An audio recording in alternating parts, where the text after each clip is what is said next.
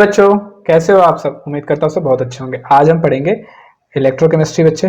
ठीक है, ये वन शॉट रिवीजन सीरीज है, बहुत स्मॉल रहेगी, 10 to 20 मिनट में ये खत्म हो जाएगा और ये कंप्लीट है। इतना कर लोगे पेपर बहुत अच्छा जाएगा। चलो बच्चे, अब क्या करें बच्चे, इलेक्ट्रोकेमिस्ट्री क्या होता है? इलेक्ट्रोकेमिस्ट्री एक ब्रांच ऑफ केमिस्ट्री है बच्चे, ये ब्रांच ऑफ केमिस्ट्री है जिसमें हम स्टडी करते हैं किसके बारे में? रिलेशनशिप बिटवीन इलेक्ट्रिकल एनर्जी और केमिकल रिएक्शन के बीच में, इलेक्ट्रिकल एनर्जी और केमिकल रिएक्शन के बीच में। और बच्चे जो रिएक्शन होती है वो पर्टिकुलरली ऑक्सीडेशन एंड रिडक्शन, मतलब ये रिडॉक्स रिएक्शन होती है बच्चे, ये रिडॉक्स रिएक्शन की बात कर रहा है। ठीक है बच्चे, अब इलेक्ट्रोकेमिस्ट्री में हमें दो सेल पढ़ना होता है, एक गैल्वेनिक सेल होता है और एक इलेक्ट्रोलाइटिक सेल होता है बच्चे। गैल्वेनिक सेल क्या करता है बच्चे? केमिकल एनर्जी को इलेक्ट्रिकल एनर्जी में कन्वर्ट करता है, केमिकल एनर्जी को इलेक्ट्रिकल एनर्जी में, जैसे हमारी बैटरीज हो गए, फ्यूल हो गए। ठीक है, दूसरा बच्चा है इलेक्ट्रिकल एनर्जी है, उसको ड्रिवन करता है स्पॉन्टेनियस, मतलब केमिकल रिएक्शन में प्रोसीड करता है। इलेक्ट्रोलाइटिक सेल क्या करता है? इलेक्ट्रिक एनर्जी को ऐसे कह सकते हो केमिकल एनर्जी में कन्वर्ट करता है, या फिर ये ड्राइव करता है नॉन स्पॉन्टेनियस केमिकल रिएक्शन, मतलब एक केमिकल रिएक्शन को प्रोसीड करता है। जब तक एनर्जी आएगी तब तक रिएक्शन होगा, एनर्जी नहीं आएगी रिएक्शन नहीं होगा। रिडॉक्स रिएक्शन की बात करें बच्चे, तो रिडॉक्स रिएक्शन क्या होता है? जहां पे ऑक्सीडेशन और रिडक्शन दोनों हो। लास्ट लेक्चर में हमने रिडॉक्स रिएक्शन के बारे में पढ़ा। सेम बच्चे आ गया ऑक्सीडेशन। देखो बच्चे यहाँ क्या आ रहा है? Loss of electron, loss of electron by species. Oxidation number जब लॉस करेंगे, जैसे मान लो बच्चे सोडियम है, उसने एक इलेक्ट्रॉन लॉस कर दिया, तो Na पे क्या आ जाएगा? पॉजिटिव चार्ज आ जाएगा बच्चे। अब 0 से +1 में जा रहा है बच्चे, तो ये इंक्रीज ही हो रहा है। ठीक है, अब दूसरी बात हो रही है बच्चे, ऑक्सीडेशन नंबर क्या होगा? इंक्रीज होगा, ऑक्सीडेशन नंबर इंक्रीज होगा बच्चे। अब बच्चे जिसका ऑक्सीडेशन हो रहा है वो किसी का तो रिडक्शन कराएगा बच्चे, इसीलिए इसको रिड्यूसिंग एजेंट कहते हैं। इसका एग्जांपल देखो बच्चे, Zn+2, क्योंकि 2 इलेक्ट्रॉन लॉस हो गया बच्चे। अब अक्कर कहाँ होता है? एनोड पे होता है। ये एनोड पे आता है बच्चे, किसमें? इलेक्ट्रोकेमिकल सेल में। इलेक्ट्रोकेमिकल सेल की बात हो जी। रिडक्शन में बात करें बच्चे, जस्ट ऑक्सीडेशन का अपोजिट, वहां लॉस हो रहा है तो यहाँ पे गेन ऑफ इलेक्ट्रॉन होगा, यहाँ पे ऑक्सीडेशन नंबर डिक्रीज करेगा, ये as a oxidising agent behave करेगा बच्चे। यहाँ पे 2 इलेक्ट्रॉन ऐड होंगे बच्चे, तो कॉपर आ जाएगा। अक्कर कहाँ होगा बच्चे? कैथोड पे। इन इलेक्ट्रोकेमिकल सीरीज की बात होगी बच्चे। चलो नेक्स्ट करते हैं बच्चे, ये हमें फीचर दे रखा है किसका? Galvanic cell. ठीक है बच्चे, गैल्वेनिक सेल और इलेक्ट्रोलाइटिक सेल की बात करा बच्चे। देखो अब एनर्जी कन्वर्जन हो रहा है, तो कह रहा है केमिकल एनर्जी को इलेक्ट्रिकल एनर्जी में कन्वर्ट करेंगे, कौन सी? गैल्वेनिक सेल, और ये इलेक्ट्रिकल को केमिकल में कन्वर्ट करेगा बच्चे। ठीक है, अब स्पॉन्टेनिटी की बात आ रही है, स्पॉन्टेनियस की, तो ये स्पॉन्टेनियस रिएक्शन होगा जहाँ पे ΔG <0 होगा। ये नॉन स्पॉन्टेनियस होगा तो यहाँ पे ΔG पॉजिटिव होता है बच्चे।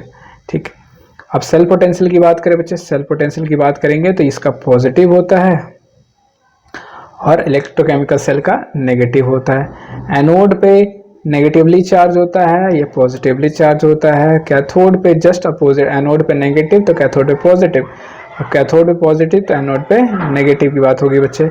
अब इसका एग्जांपल हो गया बैटरी हो गया, फ्यूल सेल हो गया, और यहाँ पे इलेक्ट्रोलाइटिंग एंड वाटर इलेक्ट्रोलाइसिस, ये एग्जांपल हो गए गैल्वेनिक सेल के और इलेक्ट्रोलाइटिक सेल के बच्चे।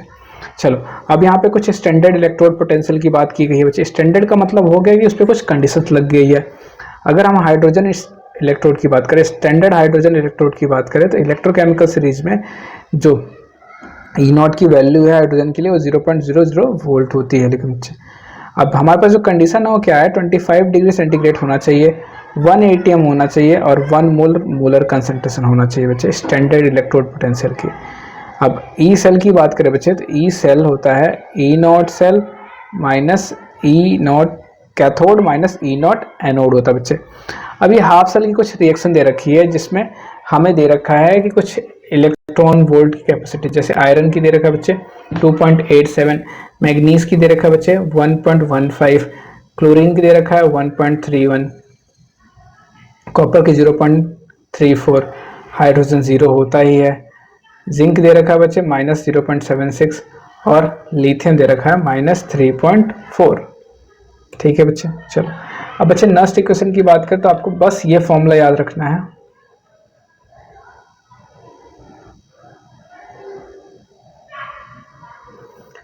नेक्स्ट इक्वेशन क्या कहता है बच्चे, नेक्स्ट इक्वेशन कहता है कि जो ई होता है वो E naught minus 0.0592 by N, N क्या है यहाँ पे चेंज ऑफ इलेक्ट्रॉन मतलब वैलेंस फैक्टर है, लॉग क्यू क्या है प्रोडक्ट की कंसेंट्रेशन अपॉन रिएक्टेंट कंसेंट्रेशन। बच्चे आ जाओ, अब बच्चे में क्या ध्यान रखना है, सेल पोटेंशियल की बात हो रही है, ई नॉन स्टैंडर्ड ई वोल्ट होता है बच्चे, स्टैंडर्ड सेल की बात करते ई नॉट हो गया सेल पोटेंशियल की बच्चे, आर हो गया गैस कांस्टेंट जिसकी वैल्यू होती है 8.314 जूल पर मोल पर केल्विन, टी फॉर टेम्परेचर होता है बच्चे।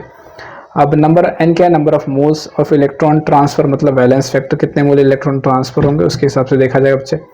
एफ क्या है बच्चे, फराडे है जिसकी 96,500 कूलम वैल्यू होती है। आर रिएक्शन कोएफिशिएंट मतलब प्रोडक्ट अपॉन रिएक्टेंट की बात की जाएगी बच्चे, ठीक। अब इलेक्ट्रोलाइसिस क्या होता है बच्चे, लाइसिस का मतलब होता है ब्रेकडाउन, किसका ब्रेकडाउन, इलेक्ट्रॉन का ब्रेकडाउन। अब ये कहता है जब हम यूज करेंगे इलेक्ट्रिकल एनर्जी टू ड्राइव करने के लिए नॉन स्पॉन्टेनियस रिएक्शन, तो जब तक करंट पास करेंगे तो वहां तक इलेक्ट्रोलाइट ब्रेक डाउन करेंगे सॉल्यूशन में, ठीक है बच्चे। फराडे की बात हो रही है, तो फराडे की बात होगी बच्चे, तो ये कहता है जितना अमाउंट सबस्टांस डिपॉजिट होगा जितना हम चार्ज प्रोवाइड करेंगे, तो W is equal to Z is equal to लगा रहे हैं क्योंकि डायरेक्टली साइन हटाना बच्चे अपॉन क्यू, तो इसका फॉर्मूला एक और आ जाएगा W is equal to Z I T is equal to Z I T, ये फॉर्मूले से हम पता कर सकते हैं बच्चे। अब यहाँ क्या रहा है बच्चे, तो मास ऑफ सब्सटेंस डिपॉजिट और dissolve at electrode directly proportional to the quantity of electric charge pass, ये फॉर्मूला देखा बच्चे Q by M N by F और Q is equal to I T, आपको बस ये याद रखना होगा, इससे आप निकाल लोगे, इससे आप सब कुछ निकाल लोगे बच्चे। अब दूसरी बात कर रहा है फराडे का सेकंड लॉ, क्या कह रहा है बच्चे, फराडे का सेकंड लॉ कहता है कि अगर मैं कोई सीरीज में सॉल्यूशन लगा दूं, एक पे चार्ज ट्रांसफर करूं और जो सीरीज में है बच्चे तो चार्ज ट्रांसफर दोनों में सेम होगा, दोनों का चार्ज ट्रांसफर सेम होगा, तो जो अगर मान लो मैंने यहाँ पे आई करंट डाला तो आई करंट यहाँ से बाहर भी निकलेगा, तो इसके लिए हो गया बच्चे जो कांस्टेंट है वो सेम क्वांटिटी में डिपॉजिट होगा और सेम क्वांटिटी में लिबरेट होगा। कह रहा बच्चे same quantity of electricity of masses different substance deposit हो रहा है या फिर proportional to the equivalent weight की, मतलब बच्चे उतना ही रिलीज होगा। फॉर्मूला दे रखा है m1 by m2 is equal to m1 upon n1 m2 by n1, ठीक है बच्चे। इसको सॉल्व करोगे आपका आंसर आ जाएगा बच्चे, सेकंड लॉ की बात होती है। अच्छा बात करते हैं बैटरी एंड फ्यूल सेल की बच्चे।